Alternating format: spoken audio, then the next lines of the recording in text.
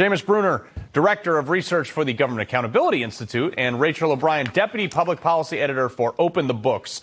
Okay, so, Seamus, let's get into this real quick. I'm thinking to myself, like, these guys just do whatever they want. They're on the taxpayer dime. Why should they not have to do all these things like the UCMJ? Yeah, it's a brilliant proposal, Carl. It's good to be with you. And while we're at it, we should open up the hush fund payments that Congress seems to have gotten away with. I mean, why on earth are taxpayers funding the sexual dalliances of members of Congress? This should be blown wide open. How did Me Too somehow miss Congress? Yeah, that's the other thing, too. But, Rachel, while we're on Congress, the deadline to prevent a government shutdown is a week away. But, like, here's the thing. If you wait till the last minute, it only takes a minute because of the hovering pressure. All these politicians will just ram anything through so they can get home for the weekend, so they can pass this bill. And us be damned, they're just going to spend all this stuff like federal buildings. Only 6% of people actually go to work anymore for the federal government. Yeah, that's right. Isn't that a crazy statistic?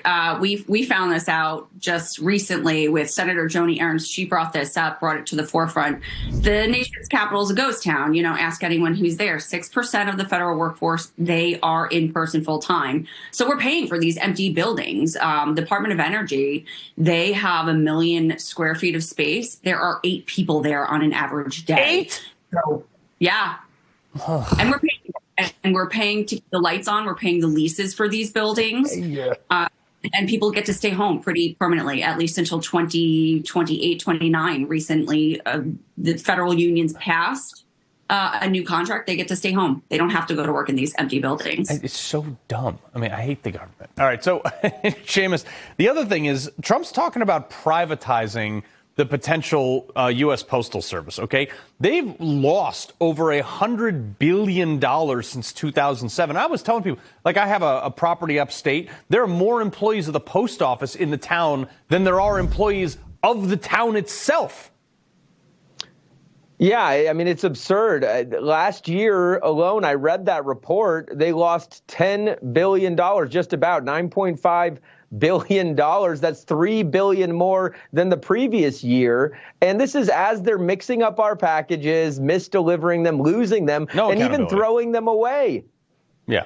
No accountability whatsoever. That's the craziest thing about all this stuff. Is if they lose your mail, okay. But if I take someone's mail, it's a federal offense. It's so stupid. All right, speaking of stupid. Okay, so Rachel, every single time these labor unions come in and they're like, we want all this stuff, they make all these demands, the companies capitulate to them, and then they have to fire 20%, 17%, 10,000, 12,000 in the case of UPS, 17,000 in the case of UAW. But now Costco has basically given them the finger. It was like, we are not going to agree to 98% of the stuff that you want in these because we can't afford it, because then we would have to raise our prices and no one would be able to afford the stuff that we sell. And all of a sudden, like, the union's like, whoa, this is bad. Why won't you do this? Well, I say don't do it.